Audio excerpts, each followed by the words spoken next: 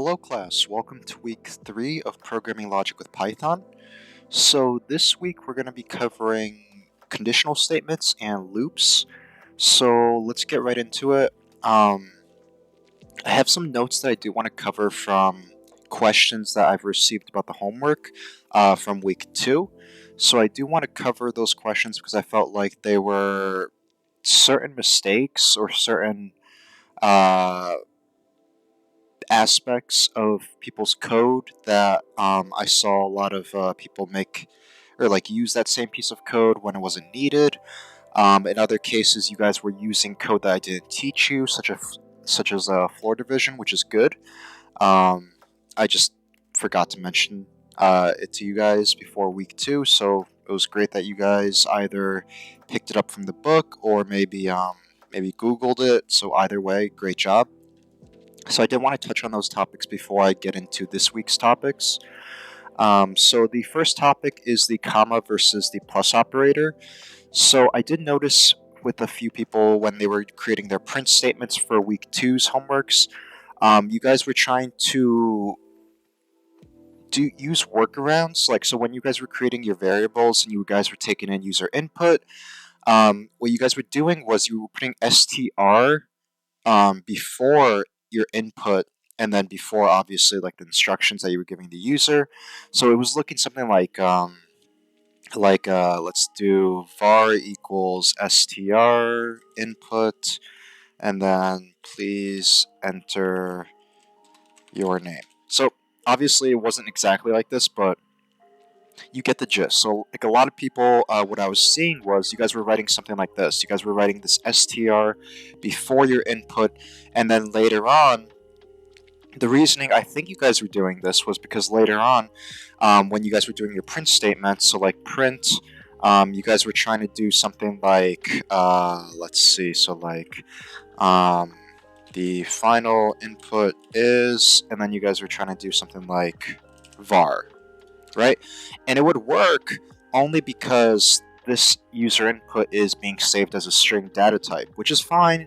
But in some cases, or especially with Cengage, Cengage expects specific code, and this kind of code is usually not what Cengage will take, even though it obviously works. It's not giving me any error underlines.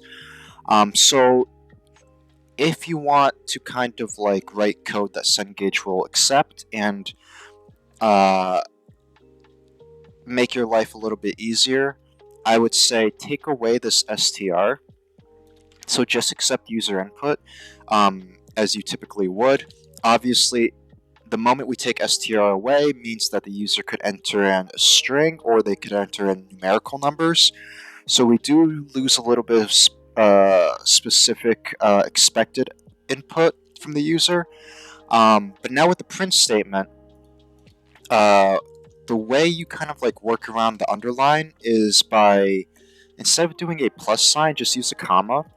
And I remember the first time a student asked me this question when they were running into this issue.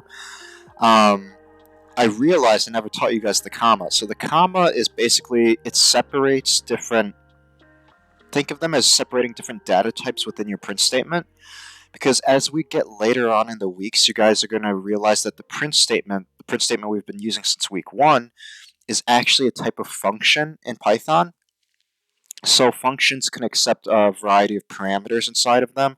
And if you guys don't understand what I'm saying right now, don't worry about it, because that's like a later week. I think that's like week 4 or week 5 when we get into functions. But just know that the print statement itself is a type of function, and functions can accept a lot of parameters, and we typically separate our parameters with the comma. So that's why the comma can be used here to separate different data types. So like we have the string on the left, and then we have the variable on the right. So in the variables holding, it could either hold a string, it could hold a numerical thing. It doesn't really matter. That comma separates them so that they can both be included inside the print statement. So moving forward, probably try to use the comma before you do use the plus operator. It'll just save you some headaches. So that's it for comma versus plus operator. The next thing I want to cover is str versus int. it kind of goes back to the previous thing where a lot of you guys were using str over here. At least in the cases that I saw, you would have been better off putting int before it and then just using the comma inside of your print statement. In most cases, that was the main correction that I was making with a lot of people. So just kind of, you're not wrong in putting str. So if you're expecting the user to enter in like their name or like a sentence, str would be right. But like I said, Cengage is very specific, and from what I've seen going through most of the lessons in Cengage, they don't really expect str. They don't expect that kind of like specific specific code, I guess. In most cases, Cengage will prefer int where it's acceptable. So just kind of keep that in mind. So like a lot of these tips that I'm giving you guys is not because you guys are wrong in the way you're writing your code. It's just kind of to like guide you in the right direction of, oh, if since you guys are going to be doing the homeworks through Cengage, probably do it this way. At least for like when you start submitting the code in Cengage, if you guys solve the problem using your own way, then just kind of make small edits before you submit it onto Cengage. That way Cengage gives you that 100%, even though you're not wrong. So that's it for that. Let's move to floor division. So floor division was another topic that I didn't introduce to you guys during week 1 or 2. Floor division is basically just if I have a calculation, so like if I have my print statement, and then inside my print statement I have like, say, let's do 40 divided by 3. So obviously 40 divided by 3 is going to give me a decimal number, but I believe there was one specific homework assignment where it was it wanted you to calculate the amount of years, months, and days remaining based on user input. And obviously, we can't have a decimal amount of weeks or days. You can't have 13.5 weeks, obviously. Well, when you hear 13.5 weeks, you might think, oh, it's 13 weeks and then like 1/2 a week. But for that specific homework assignment, they wanted whole numbers for representing the year, the months, the weeks, and the days. So we couldn't accept decimals for any of those. So the way you kind of work around that, at least in this case, you don't use the module because the module would give you the remainder. And while the module did have a place in that specific homework assignment, more important than that was if I want to know how many, like this division right here, 40 divided by 3, if I wanted the whole number rounded, like, so let me get this calculator out.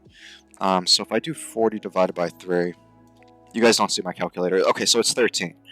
So it's 13.3.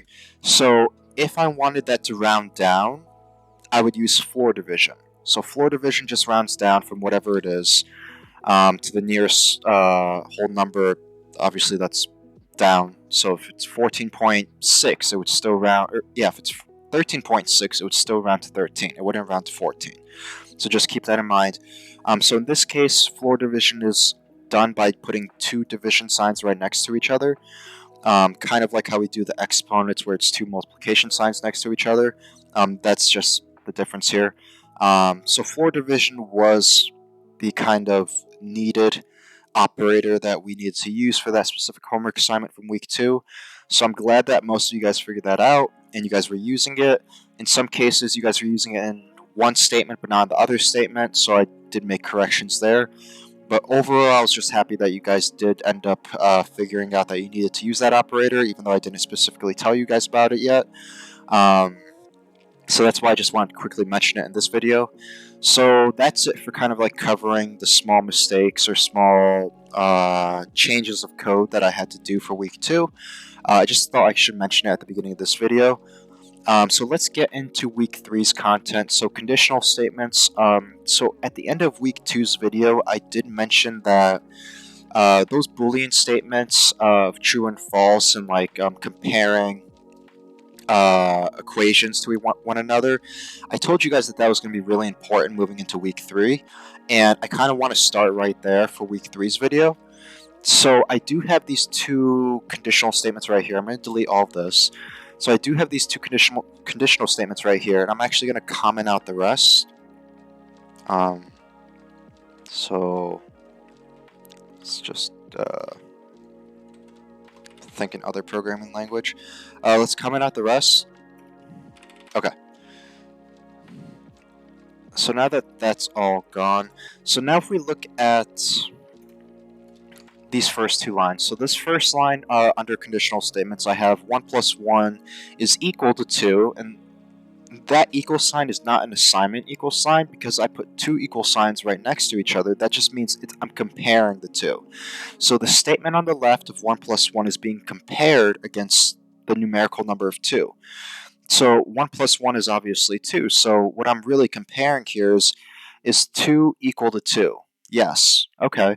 Well, that's the statement on the left-hand side. In the middle, we have this and. So this and is basically just, it's like one of the, I believe, logical operators.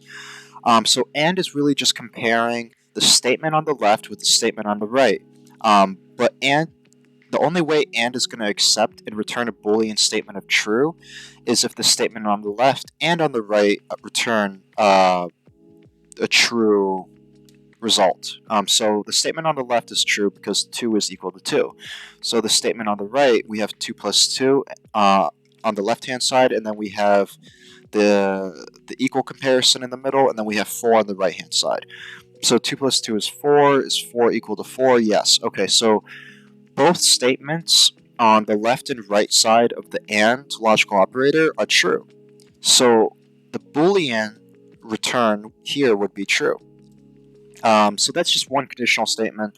The other is just another conditional statement where I'm comparing is 1 greater than 9? No. Is 5 not equal to 6? Yes, but because we have that AND operator in the middle, it wants both statements to be true, and because both statements are not true, it's going to return a Boolean false.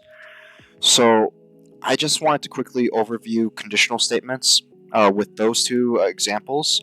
So now let's move on to if statements. So if statements are not very different from what I just showed you guys. If statements are basically, we take that comparison of like the 1 plus 1 is equal to 2, and we just put an if in front of it. That's really all we're doing. So if we look at the example right here, I'm going to delete that.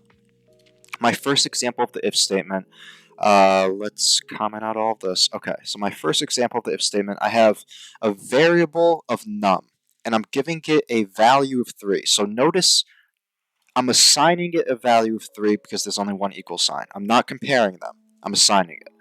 So then I have my if statement. The if statement will always begin with the keyword of if, all lowercase.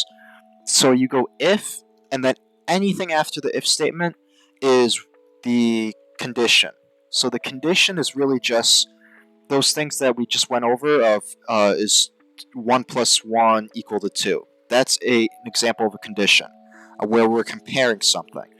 In this case, I'm comparing is the variable num greater than 0. So we know that the value equated to num is 3. So what this condition is really checking is it's saying if 3 is greater than 0, then do something. So that's all an if statement does. It compares something, and if that returns a true Boolean value, then it's going to do an action. And that action is typically a print statement, so you'll typically see print statements execute. And that print statement, that action print statement, will always be indented. So specific to the if statement. So if we look at this if statement where it's being placed, it's being placed all the way to the left, so that if num is greater than 0, and oh, I forgot to mention, there's a colon after your condition. So it goes if, whatever your condition is, colon. And then the moment you press colon and you press enter, it'll typically indent for you. So if it doesn't indent for you, it's probably because you forgot the colon. So just keep that in mind. So notice that this print statement right here, is indented to the if statement. So the if statement is all the way on the left, and then this print statement's like right in line with the u and my variable num. So this print statement's basically just saying, I'm going to print out num, and then I'm going to print out, or then I have a comma, and we know from the very beginning of this video that the comma separates different data types inside of my print statement. So I'm printing out the actual value associated to the variable num, and then on the right hand side I'm printing out a string which just says is a positive number. So let's go back to the if statement. So if 3 is greater than 0, is 3 greater than 0? Yes. So it's going to print out that action print statement. But what happens if the value of num was not 3? What if the value of num was 0? So I'm just changing it up here. So now let's go back to that if statement. If 0 is greater than 0, so is 0 greater than 0? It's not, because it's technically equal to 0. It's not greater. So what actually happens here is that this print statement that previously executed our action print statement doesn't run anymore. So Python will just ignore that and then just continue on with whatever else is written on that file of that program file. So remember, Python executes from top bottom. So once this print statement, this action print statement gets ignored, it just moves on to whatever else is next. So whatever else is next just happens to be this other print statement that I have, and this other print statement basically just says this is always printed, which means this print statement will execute regardless of whatever happens with that if statement. Why? Because this print statement is outdented. It's at the same level of indentation as this if statement, which just means that it doesn't belong to the if statement. It's its own thing.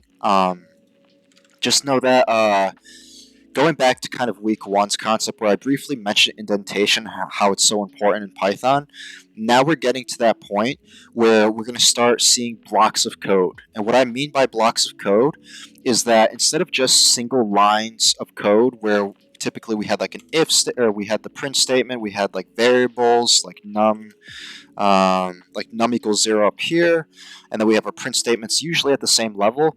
Now since we're getting into conditional statements bring in like another dimension to our code where we start indenting to tell Python, hey, I'm going to give you a condition and I'm going to give you an action, but that action is specific to my condition.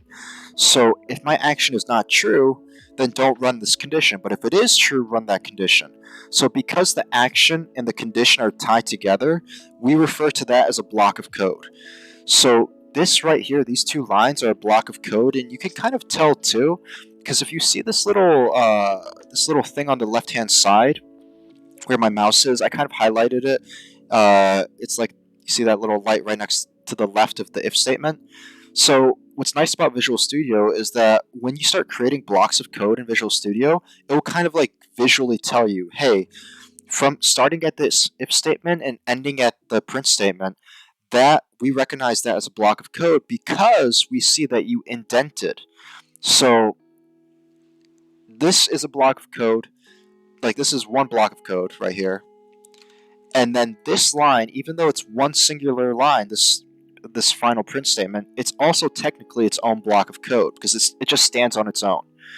So technically, you guys have been writing single blocks of code, but now we're getting into like actual multi-line blocks of code, which is what an if statement is. So at its basic core, that's an if statement. So let's move on to my second example of an if statement. Actually, I kind of already went over the second example where I changed the value of num to like a negative number, or it could have been 0. It really doesn't matter. So let's kind of get rid of that. So hopefully you guys understand what an if statement is.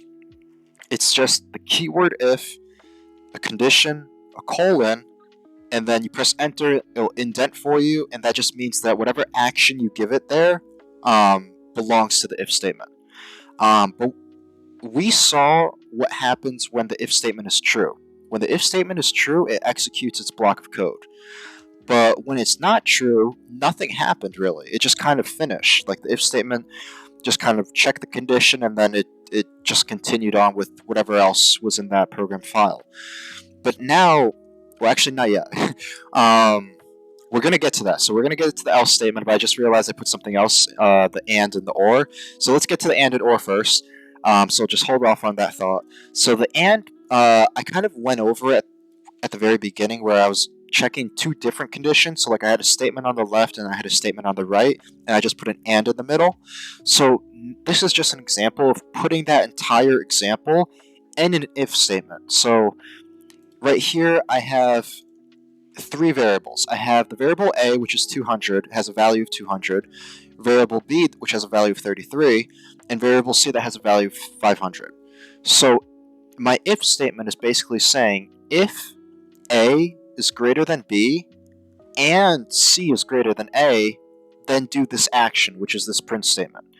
So let's see if the print statement's actually going to execute, or the if statement. Let's see if the if statement's actually going to execute. So what's the value of A? The value of A is 200. So is 200 greater than 33? Yes. Okay. Well, the left-hand side is correct. So let's check the right-hand side. So is C greater than A?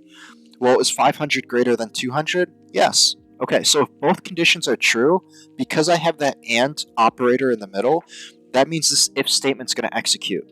So whatever action I gave that if statement is going to be executed by Python. So I just so happen to have a print statement as my action for this if statement. So what does this print statement say? It says both conditions are true, which is true. So if we look at this other example, so that's for if statements using the AND, kind of like a logical operator. So now let's use the if statement with the OR logical operator. Actually, let me get my variables back. Okay. Alright. So if 200 is greater than 33, which is true, or if 200 is greater than 500. So is 200 greater than 500? Obviously not. So the statement on the right is incorrect. It's false. But the statement on the left is true because 200 is greater than 33. So because I have that OR logical operator in the middle, that means that my print statement will execute because only half of that condition had to be true. So the if statement will execute, my print action will execute, which says at least one of the conditions is true, which is true. So great. So I kind of put that in there just to kind of show you that everything that we kind of did last week and at the beginning of this video does carry over into if statements, like that logic, because if statements are really just logical things, like when they're decision-making things. So like when you decide, hey, I just woke up, I need to buy groceries. Do I go to Stop and Shop or do I go to ShopRite? Stop and Shop just happens to be 5 miles away. ShopRite is 20 miles away. So if I have enough gas to go to ShopRite, I'll go to ShopRite. If not, then I'll go to Stop and Shop because it's closer. But we're going to get to that. We're going to get into that if not or else. So that's it for the OR. So now we're going to bring it to that else. So combining if. We saw if. So if something is true or if the condition is true, it executes something. But now we're going to get to what happens if it's not true. What if we want our code, our conditional statement, to do something if it's not true? So that's where else comes into play. So typically you would combine if else together. They usually go hand in hand. So let's look at this first example that I have here.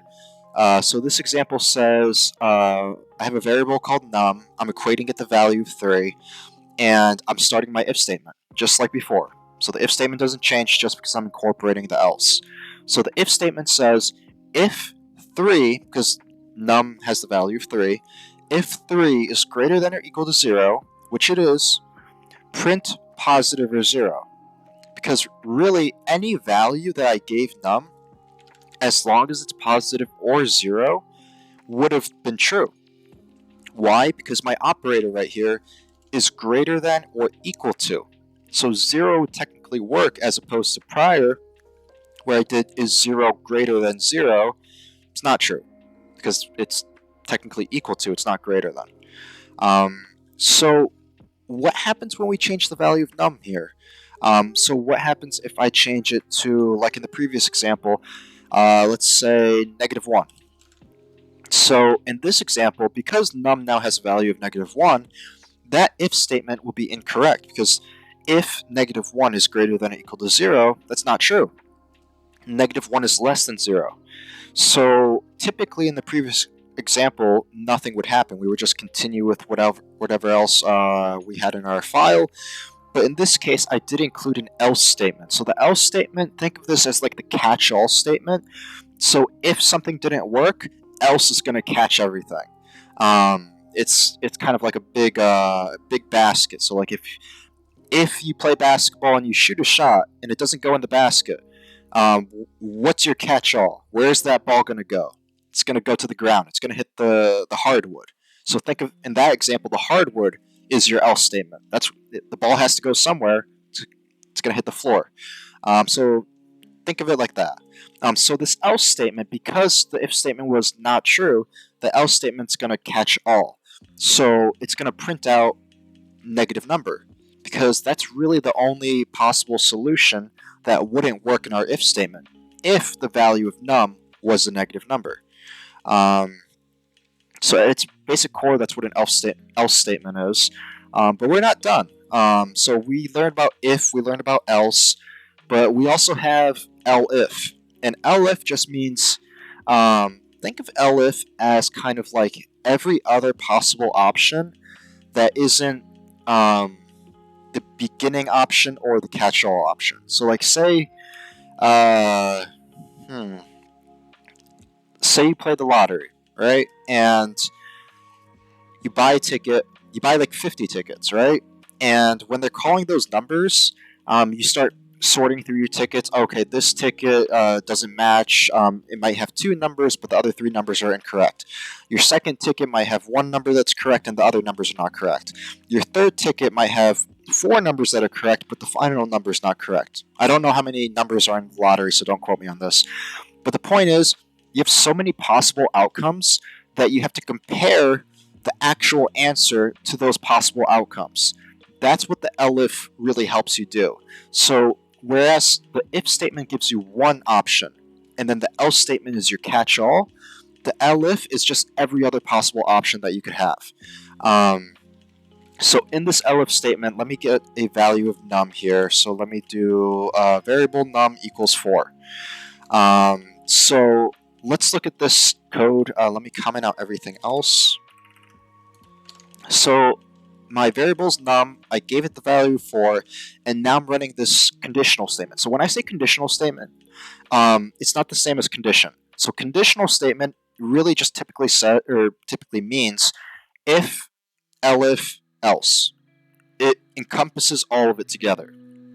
When I say condition, condition is just this right here. This thing next to if, this condition next to elif. And if you notice, I didn't mention this before, the else doesn't have a condition.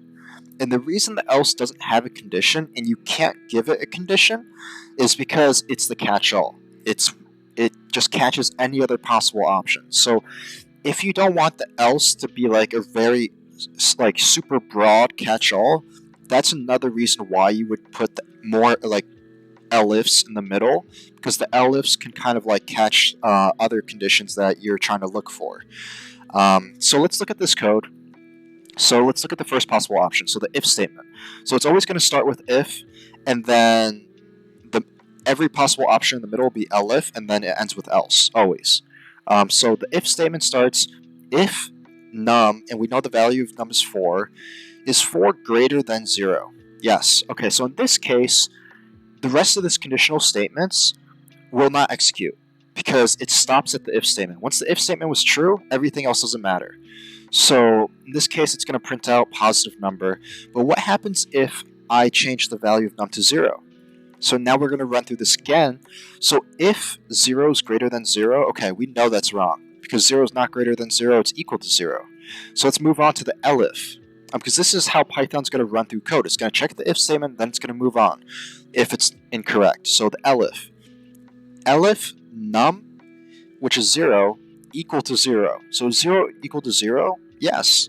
So Python will stop right there. The conditional statement's finished because one condition was met, being the elif statement. So it's going to print out 0.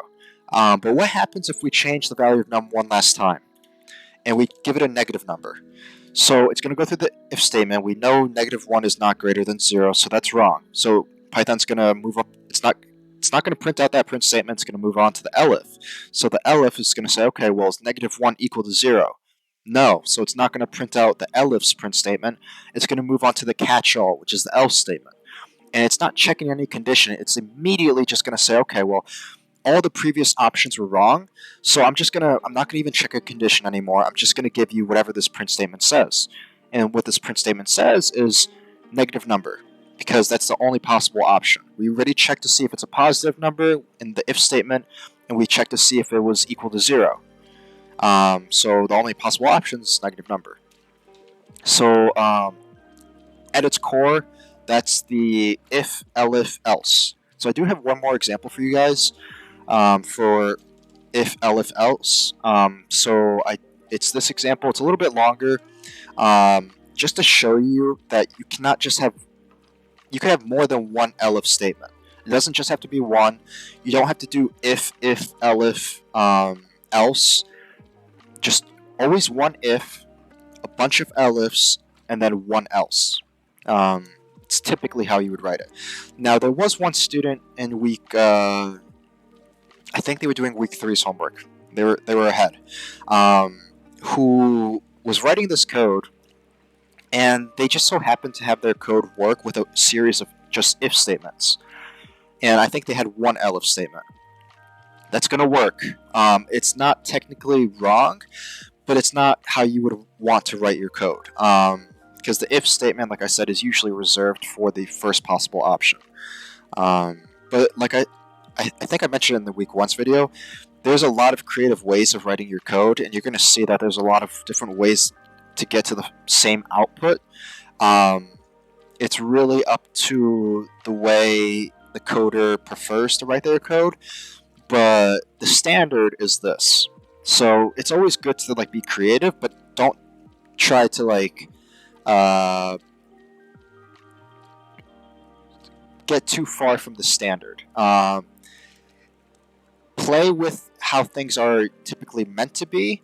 You can change things if you want, but don't get too far away from it. Don't stray too far away from it. So that's why I would say stick with the if, elif, else. And obviously you can have an infinite amount of elifs. So let's get into this code. So the first example is, it starts with my variable var. So I'm equating a value of 100 to the variable var, and then I have my if statement. So my if statement says, okay, the value of var, which is 100, is 100 equal to 200? And I know it's not equal to 200, so that print statement, there's actually two print statements associated with each statement here. So for the if statement, if it was true, it would print out this string right here, and then it would print out the value associated with my variable, which is 100. But because this if statement is not true, because 100 is not equal to 200, it's not going to execute anything. It's going to move on to the elif statement. The elif statement is going to check, okay, well, is 100 equal to 150? No. Okay, so these two print statements will not execute. The second elif statement is 100 equal to 100? Yes. Okay, so the conditional statement's done, but before it finishes executing, it's going to print out these two print statements, because those two print statements, if we remember from when I was talking about if statements, every statement in the conditional statement, so whether it's an if statement, whether it's an elif statement, whether it's an else statement, all have actions that are executed when they run, when they're true. So all these actions are these print statements, and as you can see, you can have more than one action. It doesn't just have to be one print statement. So that's kind of why I want to show you guys this, and because it stops right here, because 100 is equal to 100, my catch-all, which is my else statement, will never execute. But if you notice right here, this print statement that says goodbye, it will execute, and the reason it's going to execute is because it doesn't belong to this block of code. It's its own thing. It exists outside of my conditional statement. So it's going to run regardless, even if it stopped right, if the conditional statement stopped on the if statement, if it stopped on the first elif statement, if it stopped on the else statement. Doesn't matter. This final print statement, which says goodbye, will run regardless. So that's really it. That's it for conditional statements. It's really not that hard. It's really logic that we use every day.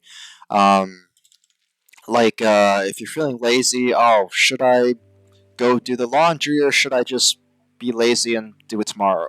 It's all those like decision making things that you do every day, just written in code form, and using if, elif, else. If I make my bed, then I have a neatly, I have a neat room. If I don't make my bed, or else, no, if I make my bed, my room is neat. Else, my room is messy.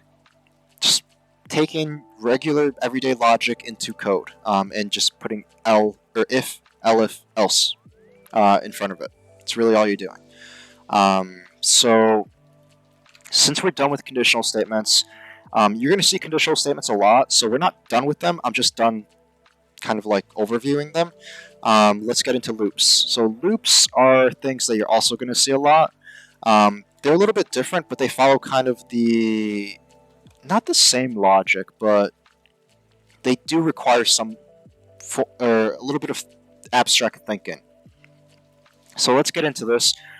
At the very top, if you see, I put for loop and then I put string list range, and that just means I can loop using any of those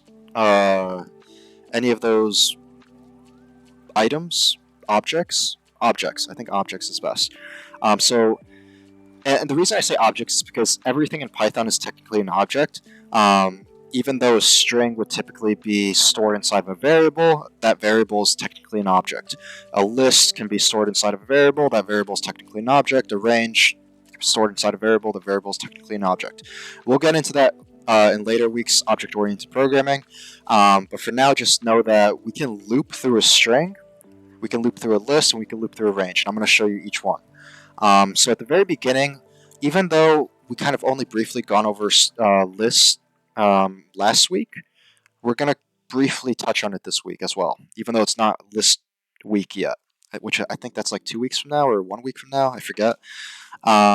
Okay, so we have a list, we have a variable called numbers, and we're assigning it a list, and inside of that list I have a bunch of integer data types. Okay, underneath that I have another variable called sum, and I'm giving it the value of 0. And you're going to see why I created that second variable of sum when we get into the for loop. So the for loop follows a very consistent syntax, and that syntax is you begin it like just how we began the if statement with if, we begin the for loop with for.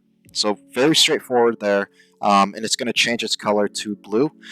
So for space, and then what comes after the for is what I call, there's a bunch of different names for this, but I call it the dummy variable or the iteration. It could be whatever you really want.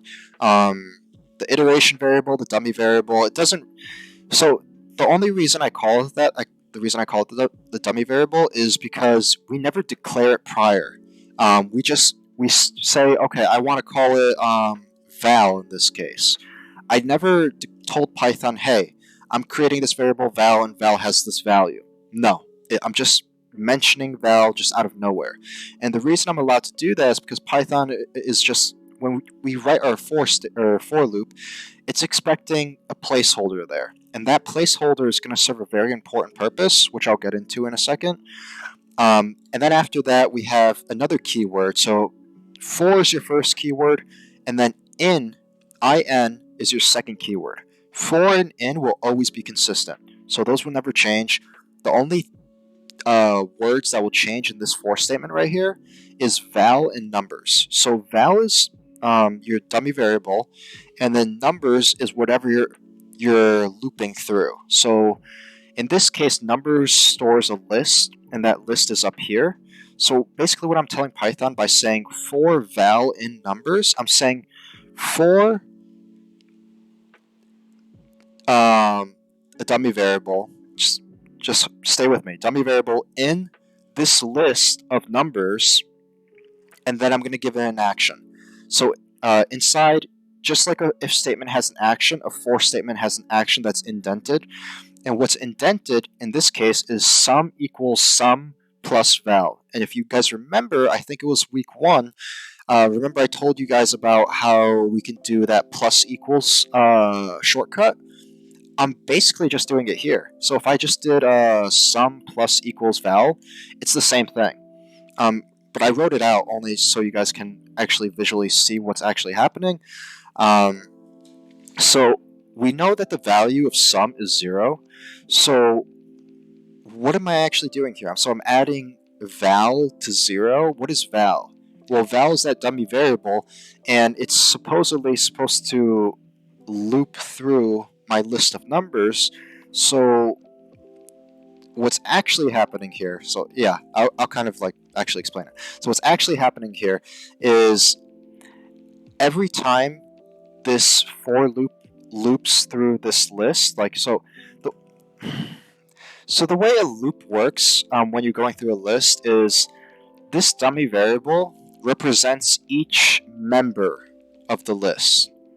So how many members do we have here? We have 1, 2, 3, 4, 5, 6, 7, 8, 9. We have 9 members in our list. 6 is the first member, 5 is the second member, so forth. So this dummy variable is representing each of those.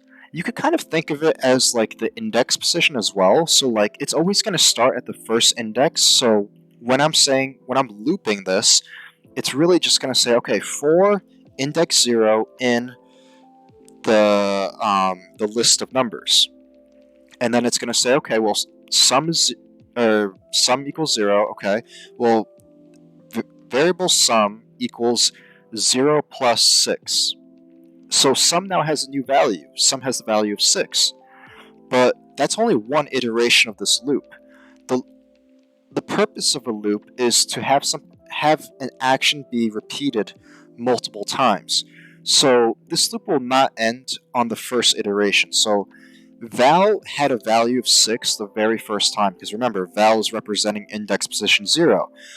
The first time it's looping. But when we're looping through, say, a list, it won't finish until it goes through every member of that list. So val will first take the place of 6, it will then take the place of 5, and then 3, and so forth. So val has to represent each member of that list before the loop finishes. And if val is going to take every member place of that list, that means that the value added to sum will be every number in that list. So first sum is going to be sum equals 0 plus 6. So sum will now have a value of 6. So when that loop executes again, it's going to start with a new value. So it's going to be sum equals 6 plus 5, and that's 11. And then when it runs the third time, it's going to say, okay, well, sum equals 11 plus 3, which is 14, and so forth. So if you notice, I'm just taking one of these numbers, moving it to val, which is right here, and then adding it to the value of sum. So that's why I started sum at 0 up here. That way, it's starting at 0, it has a starting point, and I just add the values from this list to 0.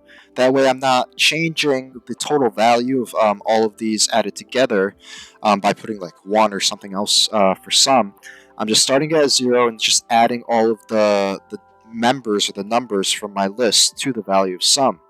And then at the very end, I have this print statement, which is basically just saying, oh, the sum is, and then the total value. So if I run this code, so this will be the first time this video I actually run code 44 minutes in, but everything else I think in the previous examples I showed didn't really require me to run code, but this one I do want to show you guys what it will look like. So I'm going to run this, and you're going to see sum is 11. Hold on. I think I changed something here.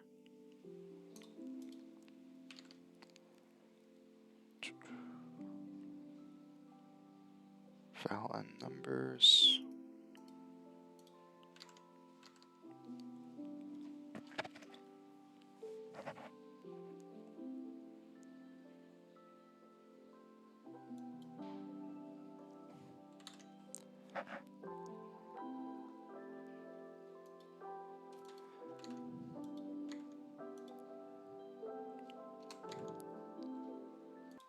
Okay.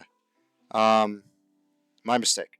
So I did make a mistake here. So I did have to like check something. I printed out inside of my for loop.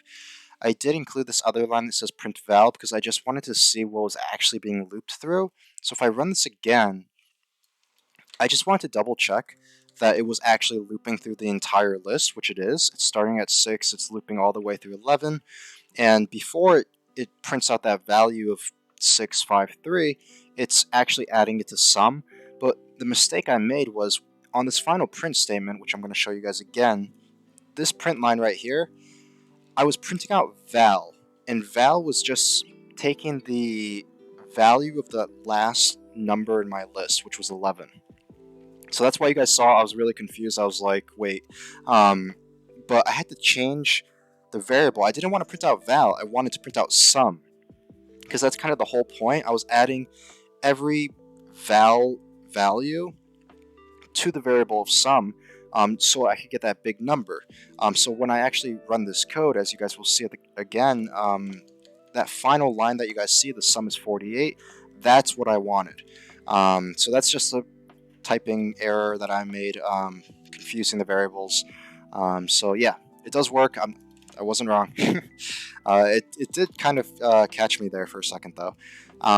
So that's it for that, for for loops. So let's get into range functions. So range functions, the book touches on it, but I also want to kind of go over it as well. There's a bunch of ways to write a range function. Or to use a range function to create a series of numbers or a list. And the reason why we would do that is so that we could iterate through a range. So I'll show you just the different ways for a range. So let's kind of comment out all of this. So let's start with the first print statement, which is just saying print range 10. So I'll run this and you guys can kind of see what it's going to print out. So it's going to print out the keyword range, and then it's going to say parentheses 0, comma 10. So it's just giving me a range from 0 to 10, because I told it, give me a range of 10. It by default, it starts at 0. So let's look at the second example, print list range 10. So this one's a little bit different. I did include the list before I did print. The list keyword right here. So what do you guys think is going to happen here now that I include that list keyword? So let's run the code. I'll show you guys. So I do have the two print statements actually running. So that first line of code was from the previous print statement. So focus on that second line of code. So that second line of code, it essentially printed out in list format the numbers 0 through 10, but it didn't print out the 10th number, because remember, when we talk about indexes, which is technically what's happening here, it doesn't print out that final entry. So like when we say end at 10, it's just going to go all the way up to 9.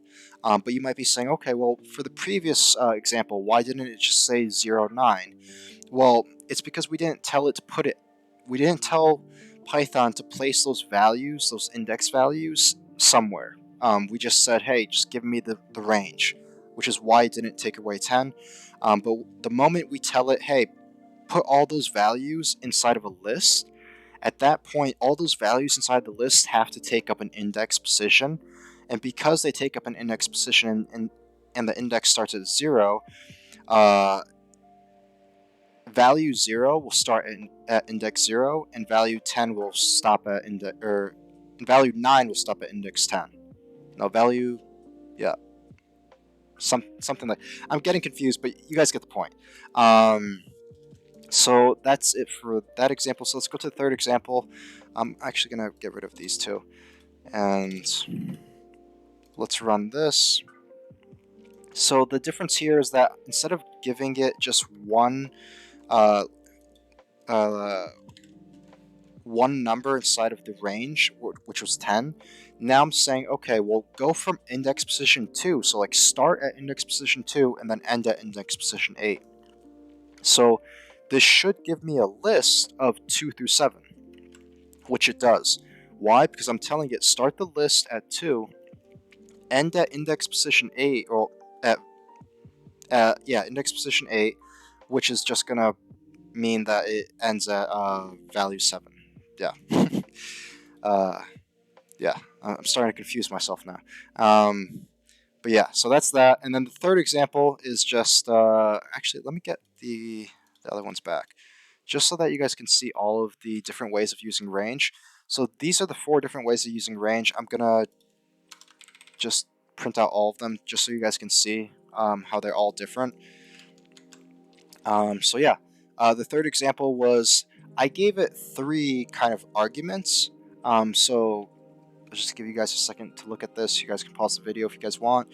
So now I'm going to close this. So on this third example, instead of giving it either 1 or 2 arguments, so one argument being, hey, print out a range using this number. The second argument being, hey, start at 2, end at 8. The third one says start at 2, end at 20, but skip every 3 numbers. So that's what that third argument's saying. So it's going to print out 2, then it's going to print out 5, then it's going to print out 8, and so forth, which is what I believe it did do. Yeah, 8, 11, 14, 17, but it doesn't print out 20. Because remember, it ends at 19. It doesn't end at 20. Even though I told it 20, it ends at 19. So that's really it for the different ways you can use range within your print statements to generate lists. You could also like assign all of this to like a variable. So if I did like val equals um, should oh okay, so val equals that. That's perfectly fine. So if you want to generate your list in that way and save it to a variable to be used later on, you could do that. That's perfectly fine. So that's it for the range. I do have an example of using range inside of a loop, so I'm briefly going to go over it, and then that way we can continue on, get to the end, which we're very close to. We're at 51 minutes, so hopefully it's like I could end it at like 110, 120. So this is still an example of range, but we're using it inside of a for loop. So I have a list, and I saved it inside of a variable called genre. So this variable of genre stores a list and it has 3 entries: pop, rock, and jazz. And now inside of my for loop, I have 4, my dummy variable, which could be anything. You can name it whatever you want. In this case, they just put I, which is perfectly fine. And then the keyword in. And now, what are we gonna iterate, or what are we gonna loop through? I say iterate because I mean like, when you say iterate, it just means I'm going to check the first entry of the list, I'm going to check the second entry of the list, and then the third entry. I'm iterating through the list. I'm going one by one, starting at the beginning. So when I say that, just know that I mean I'm looping through the list, iterating through the list. So for I in range, and then if you guys notice, I have the len, which is the length function method, which just says I believe it says how many entries are inside of your list, and then it assigns a number to it. So like if there's 3 entries, I do believe it just says it returns a value of 3. So what this should really do is it should just say, okay, range 3. And we know what range 3 was from the previous example, where it was saying like, okay, starting at 0, it's going to end at 3. Okay, so what is this print going to do? So this print action, so my condition is not really a condition, it's just saying loop through this list. So this print action, what it's going to do is every time it loops, it's going to print out I like, and then notice it prints out genre, but genre is the list in totality. It's pop, rock, and jazz. But because we don't want to print the entire list, we just want to print whatever iteration we're on, we put square bracket I. So that square bracket I next to genre just means print out whatever iteration we're currently on for our loop. So if we're on the first iteration of the loop's going to run for the very first time. So what's going to happen, I'm just going to tell you how Python's reading this. It's going to say for pop, because I is going to take the position of pop for the very first iteration of this loop. In the list of genre, which is really just what this is saying, print I like pop. Because remember, I, at this current iteration, is representing pop. And then the second time it runs, because remember, the for loop has to run until every entry in the list is printed out, or at least iterated through.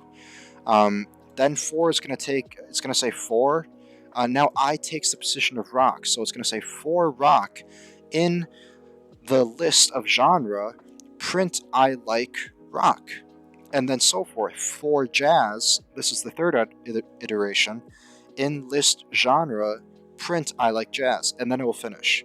So that's just another way of using range for loops. It's a little bit more complicated. You do have to kind of know, at least understand how loops execute, like how it iterates through whatever you're iterating through. So far we've iterated through a range and we've iterated through a list. So those are two examples. There is another example where we iterate through a string, but I'm going to use, I believe, oh, I have it down here. So we'll get to that. But for now, that's kind of it for loops. There is one other loop that I do want to talk about. Well, actually, in your book, they do mention nested for loops or nested loops. I'm not going to touch on that in this video. I think the book only briefly introduces the topic. I do have a section on that on the coding packet number 3. So if you guys do want to kind of at least have like a base understanding of nested for loops, it is there for you. I just didn't want to cover it in this video, that way it's not too long. But let's get into while loops. So while loops do have a slightly different syntax than a for loop, whereas a for loop had the for dummy variable in, and then whatever we're iterating through, whether it's a list, whether it's a range, whether it's a string. In this case, the while loop kind of is structured differently. It still loops through something, but it's just structured differently because it's used for a different purpose. So the for loop is typically when you know the beginning and the end of what you want to loop through. The while loop is just kind of like a continuous loop. You don't really know when it's going to end. That condition can be up to, depending on whether a user, like say you're sitting in front of your computer, you have to unlock your computer, but you need to verify yourself with your password.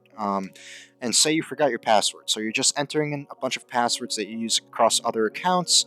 None of them are working, so every time you enter in the wrong password, it brings you back to the beginning where it says, "Oh, please enter incorrect password. Please enter in your password." So every time it does that, think of that as a while loop. So while the condition is not true, it's going to execute. Once the condition is true, it's going to stop. So think of it like that. So let's get into this while loop. So the while loop, let me just comment out all of this. It starts off, well, I started off by giving n a value. So I'm saying n has a value of 100. Okay. We've seen that before, nothing new. Sum has a value of 0. Okay, well, we saw that in the for loops, so still really nothing new. I has a value of 1, so that is new, because previously, I don't know, I was our one example, it was our dummy variable, where it was like for I in whatever, but in this case, it's not a dummy variable, because it's being declared, and it's being assigned a value of 1. So let's get into the while loop now. So those are just variables that I've created. They're perfectly legitimate variables that I'm going to use inside of my while loop. So let's get into the while loop. So while, which it's always going to start with while, I. So I here, just keep in mind, it's not a dummy variable. It's an actual variable with an actual value. 1, so I has the value of 1. So while 1 is less than or equal to n, is 1 less than or equal to 100?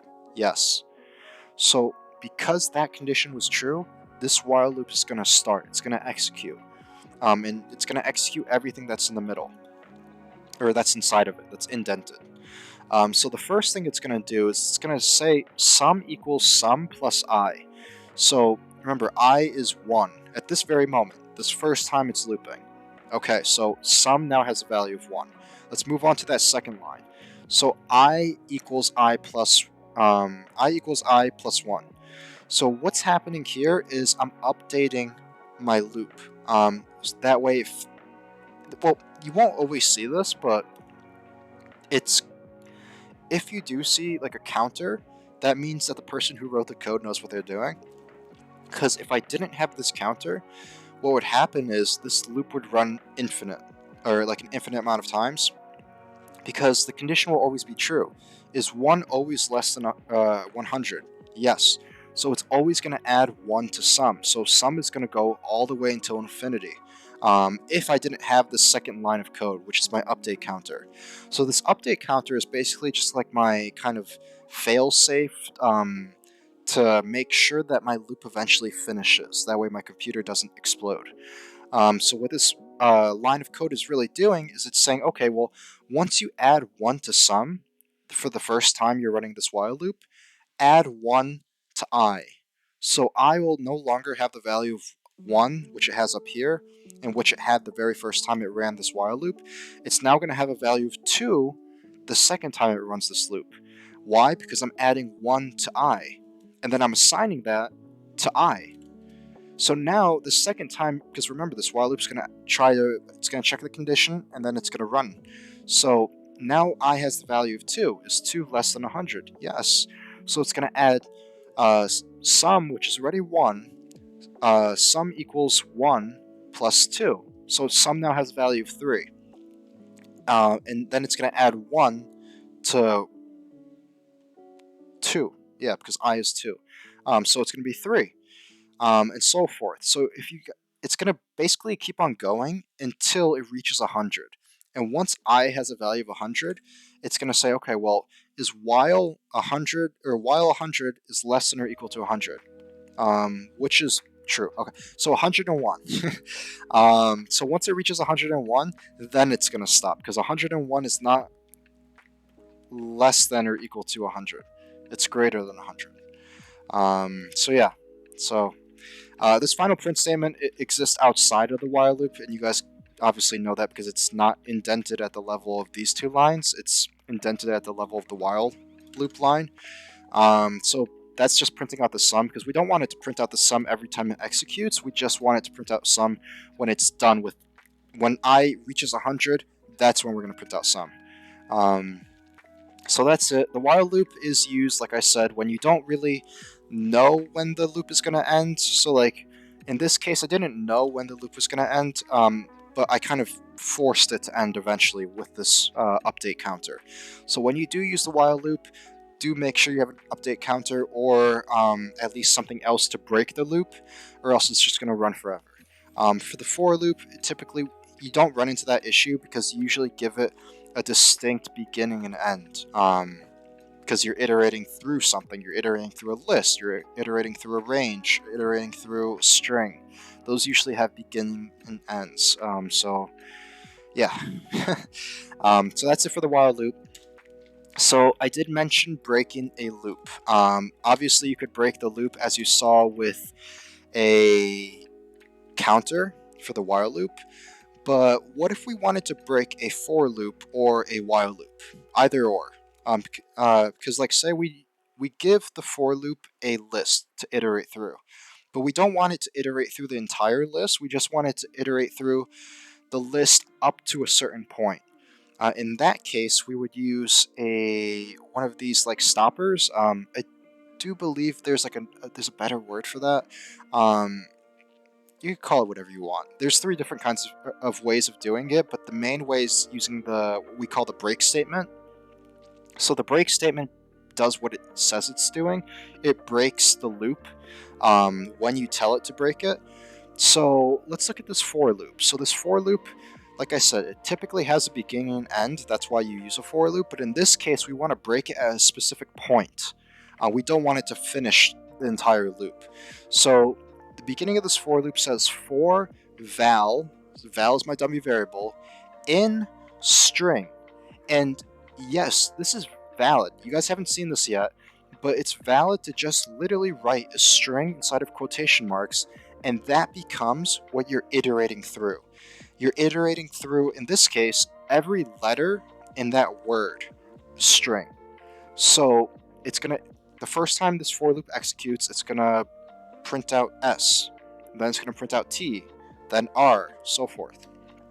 But notice that I have an if statement inside of my for loop. this is also valid. This is a lot of times, this is where you're going to find if statements. It's not going to just be by itself. It's going to be inside of a for loop. So it's good that you guys are seeing it now, so that way you guys are not confused as to why combining things. It's typically how you'll find it. So this for loop, or this if statement, if val, which is my dummy variable, equals I, and it's not just I, it's I inside of quotation marks. So I'm telling Python, look for the string data type I. So that's what it's going to look for. And then if it finds, if val ever equals the string value of I, I'm telling it to break. So this break it must be indented to the if statement, because remember, this if statement is checking a condition. It's comparing one thing to another. And if that condition is true, remember, it has to have an action. And that action, instead of writing a print statement, as you guys saw before, my action is now telling it to break. And that break, even though this break exists for this if statement, it's going to break out of everything. It's going to, yeah, it's pretty much just it's gonna break out of this if statement. It should print, no, yeah, it shouldn't print out I. So it's not gonna get to this print statement. And then it's gonna, because there's nothing left, it's gonna go all the way to the outside of the for loop. So let's run this just to make sure that that is what's happening here. Okay, so let's look. So it printed out S, it printed out T, it printed out R, and then it exited the for loop. So yeah, it didn't print out this, it didn't print out I. Once it found I, it just broke out of the loop, which is what I was pretty sure it was going to do, but I doubted myself for a second. So yeah, it breaks out of the loop completely, and then it goes all the way to this final print statement, which exists outside of the loop, which was the end. So str, the end. So that's one way and one reasoning why you would want to use a break.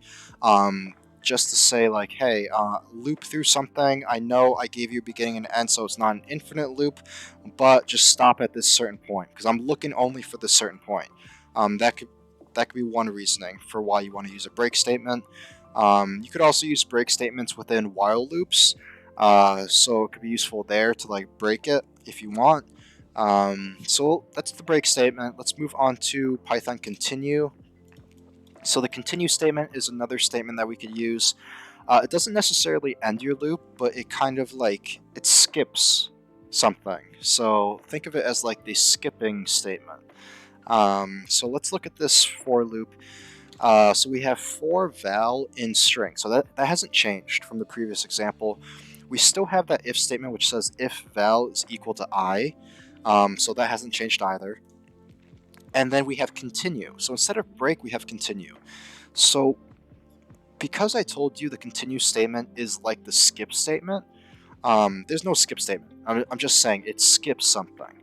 What do you think is going to happen when val, which is the dummy variable, is equal to the string value of I? It's going to skip it, right? So it's not going to get to this print statement, because we said continue. It's not going to end the loop, but it's also not going to print out I. So it should go strng, and then the end. So that's what I'm expecting it's going to print out, but let's check. Okay, so strng, perfect, the end. So when it got to I, when it was looping through stri, and once it reached I, it continued, it skipped it, it didn't print it out. It didn't exit the loop, but it skipped it. So it's another valuable tool to have, just to know that, oh, I can skip something in my list if I don't want to print that specific thing out. Say you have a list of employees and one employee leaves the company, and your boss just said, hey, can you print out the master list of all employees that are currently active at our company? And you don't have time to go into the background code and take that employee out. You could say, you could ask IT, hey, can you give me the active list, but skip this specific employee? That could be one use for this, for the continue statement here. Obviously, there's a lot of other factors that have to go into play in that example, but you get the point. So that's it for the continue statement right there. So let's get into the very last statement, and basically the last thing I want to cover in this video. It's kind of a long video, but not as long as last week. If I'm talking a little bit faster, it's because I'm trying to get through everything quicker. That way you guys don't have to sit through a very long video. It's exhausting though. Okay, so very last thing, so Python pass. So this pass, it really doesn't do anything. I know, the very last thing I'm going to teach you doesn't do anything. It's literally a placeholder. So remember, so this line right here, this comment that says Python pass, as you guys know from the, like week 1, I told you that anytime Python sees a comment, it ignores it completely. So you can write whatever you want after the pound sign or the triple quotation marks, and Python will just ignore it. Now, for pass, it kind of serves the same purpose. It's like a placeholder where you can just kind of like tell Python, hey, I don't feel like writing anything here, but I also don't want you to error out my code. So I'm just going to write pass, and when you see pass, I want you to actually interpret it. So that's the difference between pass and comment. Python will see pass and actually read it, so like it will actually like execute it, but when it executes it, it just basically returns null. So like it doesn't return anything. It doesn't do anything, it doesn't return anything, but it's a placeholder so that your program doesn't error. So like if the reason I included it in this for statement is because, like I told you at the very beginning, the for statement, once you give it for dummy variable, which is val, in, and then whatever we're iterating through, which is sequence, which is, it's like a variable that might have a list inside of it, it expects an action after.